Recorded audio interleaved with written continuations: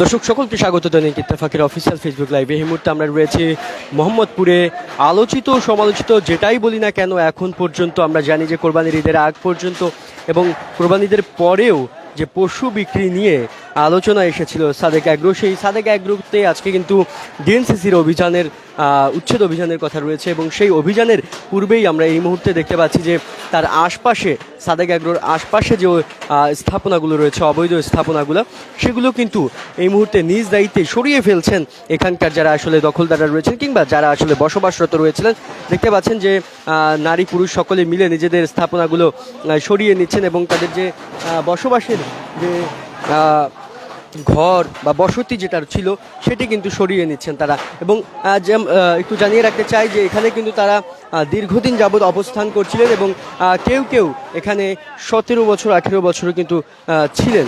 এবং এই মুহূর্তে দেখতে পাচ্ছেন সেই দৃশ্যগুলো, তারা কিন্তু ঘর বাড়ি বসতি যেগুলো ছিল তাদের, সেগুলো কিন্তু গুছিয়ে এই মুহূর্তে কিন্তু তারা এখান থেকে নিজেদেরকে সরিয়ে নিচ্ছেন। কেননা 7 দিন আগেও তাদেরকে কিন্তু একটা নোটিশ দেওয়া হয়েছিল ডিএনসিসির পক্ষ থেকে, কেননা এটি একটি ডিএনসিসির আওতাধীন যে খাল জায়গা রয়েছে সেই জায়গাটির মধ্যে কিন্তু তারা অবস্থান করছিলেন এবং এটি পাশে কিন্তু খাল রয়েছে, যে খালটি আসলে তারা কিন্তু এই মুহূর্তে অবৈধভাবে ব্যবহার করছিলেন এবং পুরো জায়গাটি আসলে তারা ব্যবহার করে আসছিলেন এবং যে কারণেই তাদেরকে কিন্তু আসলে এই সাদেক অ্যাগ্রোতে আজকে অভিযানের পূর্বে তাদেরকে কিন্তু 7 দিন আগে কিন্তু একটি নোটিশ দেওয়া হয়েছিল এখান থেকে সরে যাওয়ার জন্য। এবং সেই পরিপ্রেক্ষিতে আজকে কিন্তু তারা নিজ দায়িত্বে সরিয়ে ফেলছেন, কেননা আজকে কিন্তু সাদেক অ্যাগ্রোতে অভিযানের কথা রয়েছে এবং সেটি হয়তোবা মাথায় রেখেই তারা আজকে নিজ দায়িত্বে এটা সরিয়ে নিচ্ছেন। কেননা তারা যদি নিজেরা সরিয়ে না নেন সেক্ষেত্রে কিন্তু এই তাদের যে স্থাপনাগুলো রয়েছে সেগুলো কিন্তু আসলে সরকারিভাবেই কিন্তু তাদের নিজেদের আয়ত্তে চলে যাবে, যার কারণে আসলে তারা নিজ দায়িত্বে এই তাদের যে ঘরবাড়ি বা বসতি যেটা রয়েছে, তাই সেই বসতি গড়ে তোলার পেছনে যে সরঞ্জামগুলো দরকার হয়, বাঁশ টিন থেকে শুরু করে, সেগুলো কিন্তু তারা নিজ দায়িত্বে নিয়ে নিচ্ছেন। দর্শক দেখতে পাচ্ছেন এখনো পর্যন্ত কিন্তু সেই বসত বাড়িগুলো নিজেদের নিজ দায়িত্বে সরিয়ে ফেলার যে কার্যক্রম সেটি কিন্তু চলছে এখনো পর্যন্ত। এবং জানিয়ে রাখতে চাই কিছুক্ষণ পরে হয়তো বা সাদেক অ্যাগ্রোতে আমরা জানি যে অভিযান শুরু হবে, তবে তার আগে কিন্তু ডিএনসিসির যে জায়গা রয়েছে সেটি কিন্তু সেগুলো কিন্তু আসলে পরিমাপ করা হবে এবং পরিমাপের পরেই তাদেরকে কিন্তু আসলে যদি সেটি তাদের আয়তায় পড়ে তাহলে সেক্ষেত্রে কিন্তু তারা সাদেক অ্যাগ্রোতে তারা কিন্তু অভিযান শুরু করবে। এই মুহূর্তে আমরা দেখতে পাচ্ছি যারা রয়েছে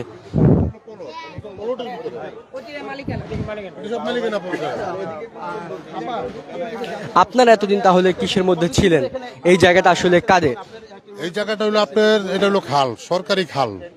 সরকারি খালের ভিতরে আমরা কোনো ঘরদোর করি নাই। তখন এটা আন্তর্জিলা ট্রাক জায়গা ছিল, তখন এই ট্রাক ভরা ছিল, তখন এদেরকে আবার উঠাই দেওয়া হয়েছে। আমরা ছিল প্লটের ভিতরে, সরকারি জায়গা মাইপা নিচে যে জায়গায় পিলার গাড়া হয়েছে, তারপর আমরা মালিকানা জায়গার মধ্যে, কিন্তু আমাদের কোনো নোটিশও দেওয়া হয় না, আমাদের কোনো কিছু ব্যবস্থা নেওয়া হয় না। যেমনটা বলা হচ্ছিল 7 দিন আগে আপনাদেরকে নোটিশ দেওয়া হয়েছে এবং এই যে এই জায়গাগুলো এগুলো কিন্তু খালের মধ্যে বলা হচ্ছে এবং আপনারা সেই নোটিশ অনুযায়ী আজকে 7 দিন পরে নিজ দায়িত্বে কিন্তু আসলে সরিয়ে ফেলছেন। এখন আমাদের যখন বলা হয়েছে, কিন্তু আমরা তো যেটা সরকারি খালের ভিতরে, আমরা তো খালের ভিতরে নাই।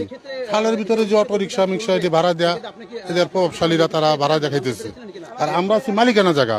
আপনারা দেখেন এই যে পিলার দেখেন, পিলারের ভিতরে আমরা, আর যেটা বাহিরে এটা আমরা নিজেরাই সরাই দিতেছি। এখানে আমার খালার কিছুদিন আগে মারা গেছে, আমার খালার একটা ঘর আছে।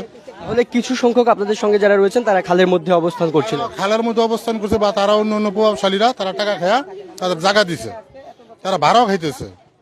এইভাবে উঠাইয়া দিব, আর আমগো জায়গায় কোনো দাবি নাই গা, আর দাবি করলো আমরা পামু না। কিন্তু বিষয়টা হচ্ছে, আপনি তো এক সপ্তাহ ঈদের 1 সপ্তাহ আগে আপনি নোটিশটা পেয়েছেন, তখন আপনি করেননি কেন, সরে যাননি কেন? ঈদের 1 সপ্তাহ আগে আমরা যখন নোটিশ পাইছি, তাও তো এই মাসের মধ্যেই, আমরা তো এই মাসের আগে পরে পাইনি গা। আমরা নোটিশটা পাওয়ানোর পরে কইছি ঠিক আছে আঙ্গুতে একটু সময় দিব, কইছে সময় আমরা দিয়ে গেছি, আপনারা যে যার মতন পারেন দেখে চলে যান। তো সামনে একটা ঈদ গেছে, অনেকে ভাড়াটিয়ারা দেশের বাড়িতে গেছে, কোনো রুম ছাড়বো কোনো রুম ছাড়বো না, তাহলে আমরাও তো একটা রুম যে নিমু একটু দেখে নিমু। একটু ভাড়াটিয়া কথাটা বললেন, এখানে আসলে বিষয়টা কি? ভাড়াটিয়া বলতে কি? এখান থেকে যদি আমাকে খেতে দেওয়া হয় ভাড়া থাকতে হবে না, এখান তো আর আমরা ভাড়া দিতাম না। আমরা তো আর ওই রকম ব্যবসা বাণিজ্যর লোক না, আমরা নিম্ন শ্রেণীর লোক। এই জায়গায় ভাড়াটা দিতাম না, দেখে একটু থাকতাম। অনেকে এই জায়গায় যে স্বামী নাই, এই যে ওনার স্বামী নেই গা, এই যে এই লোকটা বৃদ্ধ হয়ে গেছে, কাজ করতে পারে না। আরেকটি বিষয় জানতে চাই, এক সপ্তাহ আগে নোটিশ পাওয়ার পরে আজকেই কেন নিজ দায়িত্বে সরে যাচ্ছেন, সরিয়ে ফেলছেন? আমগো ফোন দিছে, যারা নোটিশ দিছে তারা ফোন দিছে, তাকে নাম জিজ্ঞেস করি তারা বলে না। নোটিশ দেওয়ার পরে কইতাছে যে আপা আপনারা এখান থেকে বৃহস্পতিবার দিন চলে যাবেন গা, যদি নিজের ইচ্ছাকৃতভাবে ভাঙ্গা না নেন তাহলে আমরা উৎখাত করে দেবো, আর উৎখাত পরে যদি একটা মাল ধরেন তাহলে উল্টা জরিপানা হইব। তাহলে সরকারের লোকে যদি আবার আমাকে উৎখাত করে দিব, আবার যদি জরিপানাও দিতে হয়, তাহলে এই দেশের নাগরিক তো না, আমরা হচ্ছে ইন্ডিয়ার লোক। কিন্তু এতদিনে না সরিয়ে আজকেই কেন? কারণ আপনাদের আশপাশে যে পরশুদিন ঠেট প্রেসার করছে দেখেই তো আমরা আজকে সরাইতে বাধ্য হইছি। না না, আজকে তো এখন পর্যন্ত কি কেউ আপনাদেরকে বলেছে এটা সরিয়ে ফেলার জন্য? হুম, কে বলছে? টেলিফোন দিয়ে বলছে আপনার ওই যে যারা নোটিশটা দিয়েছে তারা নাম কয় না, তারা বলছে। ফোন দিছিল? হুম। ফোন কাকে দিছে? ফোন আমারে দিছে, যারা জাগো জাগো নোটিশ দিছে তাকে নাম্বারও নিচে নিয়ে কে আছে? নোটিশটা একটা সাংবাদিক ভাই আছে, ওনার কাছে আমরা দিয়ে দিছি। সেক্ষেত্রে আপনাদের এখানে কত বছর যাবত অবস্থান করছেন এবং এভাবে অবস্থান করার পেছনে এবারই কি প্রথমবার নোটিশ নাকি এর আগেও নোটিশ আছে? প্রথমবারই কত বছর যাবত আছে? আমরা এই জায়গায়, এই যে আমার শাশুড়ি আছে আজকে 18 বছর, আর আমি করোনার সময় 4 বছর 4.5 বছর ধরে আমি আসছি, ভাড়া বুড়া তো দিতে পারবো না। আর যখন এই জায়গায় আমি আসছি তখন এই জায়গায় পুরাই খাল ছিল। না না না, এই খাল বরট করছে আপনার আন্তর্জেলা ট্রাক স্ট্যান্ডের, এরা বরট করছে। না, আমরা কারো কিছু দিইনি, মিথ্যা কথা বলে লাভ নাই, আমরা কারো কোনো ভাড়া টাড়া দিই নাই। তবে আমরা যে কারেন্টটা চালাইতাম ওই পোলাররায় 200 করে টাকা নিত। এখন যাবেন কোথায়? এখন তো ঘর দুয়ার পাই নাই গা, এর হের ঘরে যারা পরিচিত এলাকাবাসী তাকে ঘরে মাল জিনিস থুয়েছি, এখন ঘুরা ফিরা ঘর দুয়ার দেখে আমাকে থাকতে হইব।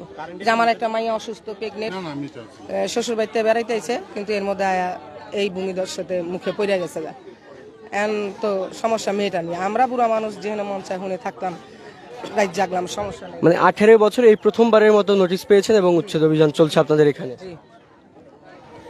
দর্শক শুনছিলেন যে আসলে 18 বছরের মাথায় তারা আসলে প্রথমবারের মতো কিন্তু এই উচ্ছেদ অভিযানের মুখোমুখি হয়েছেন। এর আগে কিন্তু কখনোই তাদেরকে এমন কোনো নোটিশ দেওয়া হয়নি এবং তাদেরকে উচ্ছেদ অভিযানের জন্য আসলে কিন্তু তারা ডিএনসিসির পক্ষ থেকে আসা হয়নি। তবে যেমনটা বলছিলেন তারা যে আসলে কোনো ধরনের ভাড়া তারা দিতেন না এই জায়গার জন্য, তবে আসলে যে বৈদ্যুতিক মিটার ব্যবহার করতেন সেটির জন্য কিন্তু তাদেরকে আসলে একটি চার্জ দেওয়া দরকার ছিল, দিতেন তারা। এবং এখানে আরও যারা রয়েছেন আসলে তারা কিন্তু বলছেন যে এটি আসলে ট্রাক আন্তঃজেলা যে ট্রাকগুলো রয়েছে সেই ট্রাকের মালিক যারা রয়েছে, সমিতি যারা রয়েছে, তারা আসলে এই খালটি কিন্তু ভরাট করে।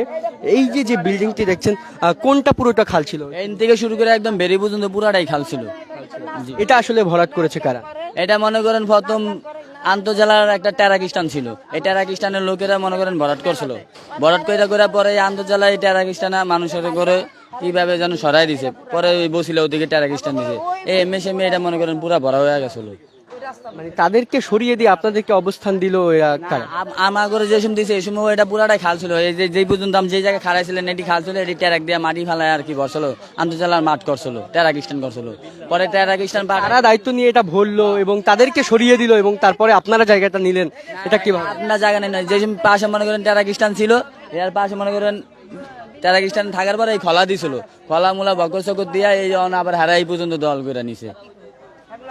মানে যাকে জোর আছে এরা এই পর্যন্ত দল করে নিছে। বাকি আমরা ছিলাম এদিকে এক কোনায় বইরা মনে করেন আমার ঘর বাগায়া মনে করেন হেরা বাড়ি ঘর উড়ানোর চিন্তা ভাবনা করতেছে। এতদিনে তারা আসলে আপনাদেরকে কোনো ফোর্স করেনি এটার জন্য? না, এই 2 মাস হচ্ছে তোমরা আস্তে ব্যবস্থা করো, আর আমার কোনো ব্যবস্থা করতে দেয়নি। আরে এত মানুষের জীবনটা লয়ে একটা বাচ্চা কাচ্চা এতগুলো মানুষ লয়ে কে কই যাইতে পারে, অনেকগুলা বাচ্চা দিলে সবাই তো কাঁচা কাঁচা পেটের দানে আছে। আমাকে তো এই যেন আমরা যেন এখানে যাম আমাকে তো 10টা টাকা লাগবো, হ্যাঁ তো আমাকে তো বিল নেই, হ্যাঁ তো আমাকে তো বিল নেই, কি করি? আনতে পারে খাই না আনতে পারে, বাচ্চা ঘরের মধ্যে এইভাবে থাকি আমরা। তো অসহায় মানুষ আমরা, আমি কই যাও না তো আমাকে তো ভাড়া দিয়ে তখন থাকার কোনো ব্যবস্থাই নেই। এই যে আমার স্বামী যে বুড়া, ওনে না কানে, ওনে না কোনো কিছু, ওটা কামে নেয় না কেউ। এখন আমার যে হাখানা হাত ভাঙা, আমি যাম কই? এখন বাসা বাড়ি কি কাম করতে পারবো? আর বাসা বাড়ি কাম করতে গেলে তো কবে কি যে জোরে জোরে কাপড় দেবো, তা সেটা তো আমার শক্তিটা নাই। কাম করবো না ঘরের মধ্যে 2 টাকা কামে কোনো ঘর ভাড়া দিব না খামো।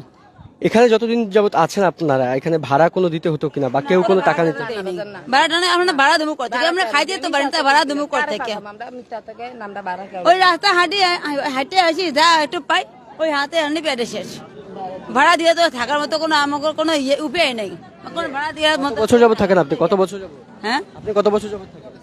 এখানে মনে বুঝেন আমি বলি মনে জানি বুড়াটা থাকে আমাকে লগে হ্যাঁ হয়েছে আমাকে আরো 1 বছর আগে এসে আর ওই তো বিয়ে করছে বউ নাই তো এসে 12-13 বছর ধরে আপনি আমি 15 বছর ধরে 15 বছরে আপনাকে কোনোদিন এই এ পর্যন্ত আমাকে কেউ কিছু কয়নি কেউ কিছু কয়নি মানে বলেও নাই বলে না যে তোমরা কি এনে ঘর উড়াইছো কা কি আইছো কা দাঁড়ো হ্যাঁ এই যে কইছি কইছি হ্যাঁ যে একটা ধমকি মুমকি কেউ দেয়নি এটা কার আন্তাজে কমু মনে ধরে বিল্ডিংটা হওয়ার পরের থেকে আমাকে এই অবস্থাটি করা এই বিল্ডিংটা কারা করেছে? ওই যে বন্যা চৌধুরী এই যে বিল্লালের মা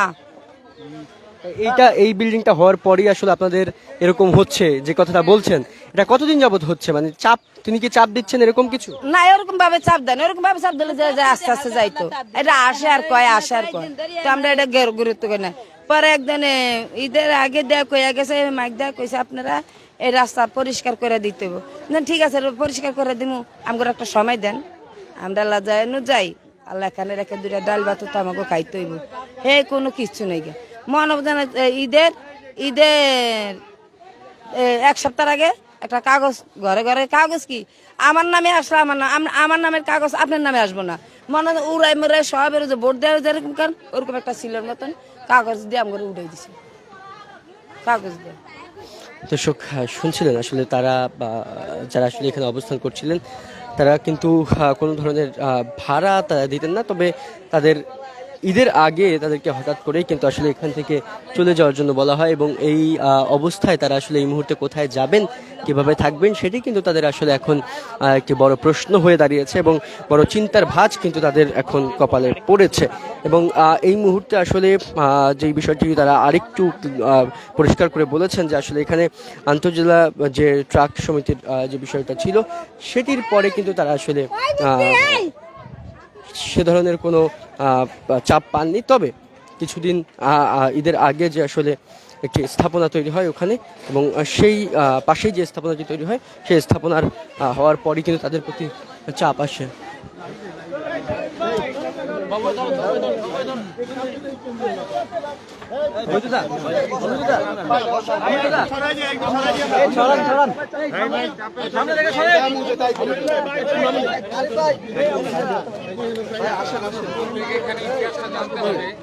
আর স্ট্যান্ডটা এমন জায়গায় দিলেন ভাই আরেকটু পেছনে গেলে ভালো তো, এই সামনে দাঁড়াতে বড় ভাই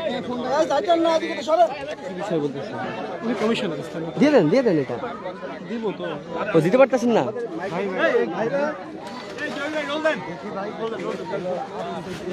দিতেই তো পারলাম না ভাই আলাদা নেবা পরে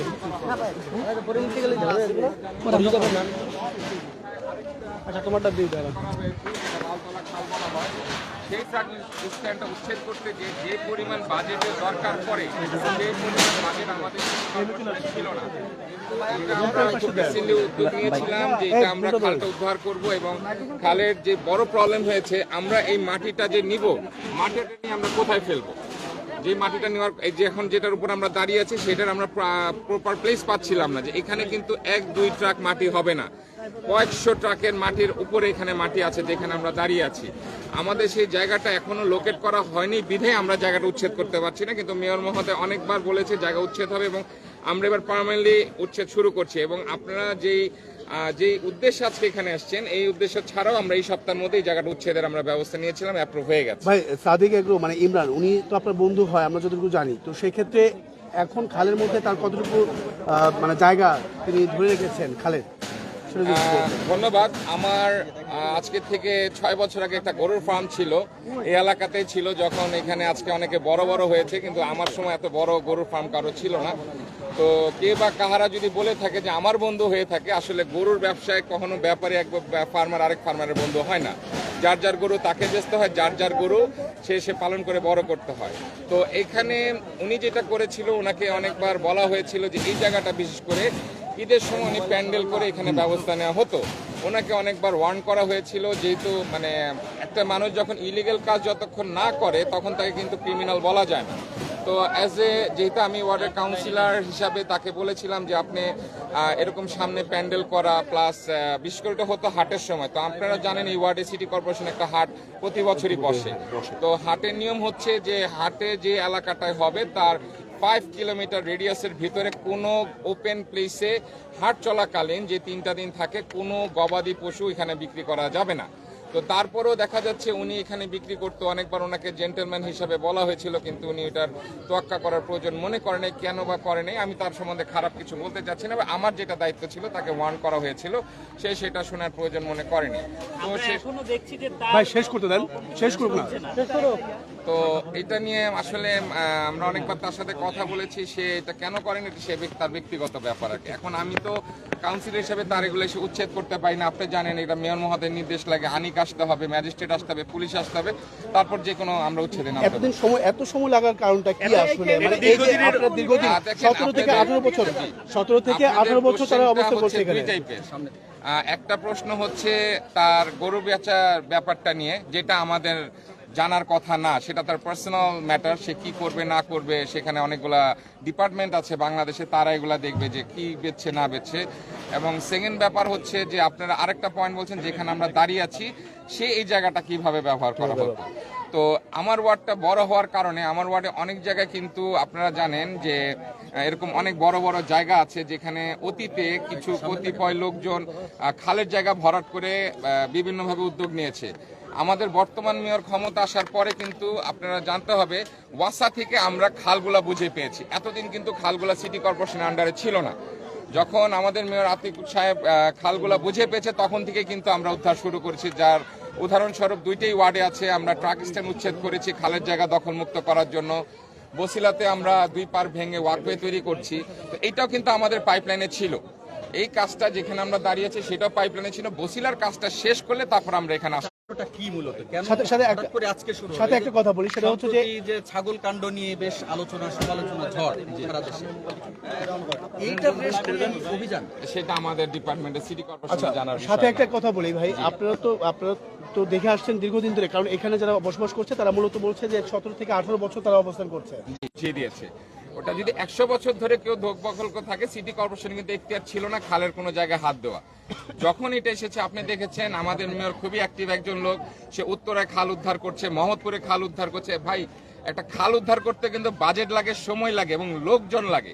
আপনি সব বাদ দিবে 33 নম্বর ওয়ার্ডটা এত বড়, বসিলার আমরা যে বসিলা বর্তমানে আমাদের পাইলট প্রজেক্টটা চলছে, এই কাজটা শেষ করতেও আমাদের 4 মাস সময় আরো লাগবে। আরো খাল আছে, শুধু এক বসিলা উদ্ধার করছি, রামচন্দ্রপুর খাল আছে, আরো অনেক আছে, পাশের ওয়ার্ড 34 নম্বর ওয়ার্ড সেখানে খাল আছে, 30 নম্বর ওয়ার্ডে খাল আছে। উদ্ধার করার জন্য তো আপনারা একটু আমাদের উপর রহম করবেন। কতটুকু জায়গা দখল করেছে? হ্যাঁ কতটুকু জায়গা দখল করেছে? সাদেক একটু কতটুকু জায়গা দখল করেছে এটা আসলে আমার সম্পত্তি বিভাগ বলতে পারবে, কাউন্সিলরের কিন্তু দায়িত্ব না যে এটা জানা। কারণ আপনারা জানেন আমাদের একটা সম্পত্তি বিভাগ আছে, তার কাছে সব হিসাব নিকাশ গুলো থাকে। জি, এই যে আরো তো রামচন্দ্রপুর